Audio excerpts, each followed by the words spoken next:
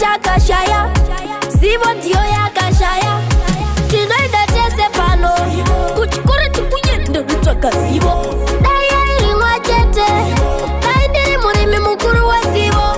Tinoida tese pano, kuchikora chekuyenda kutsvaka zivo. Dai irimwa chete, dai ndiri murimi mukuru wezivo. Zivo inakuchinja upenyu, vanhu vanakuona wamsvino.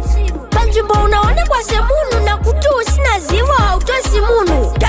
Akomana kusaziva kufa, nezivo shoma yatinayo tiri kungofa. Pamwe dai tine zivo taisambofa, kushaya zivo ndo kwatine kosofa.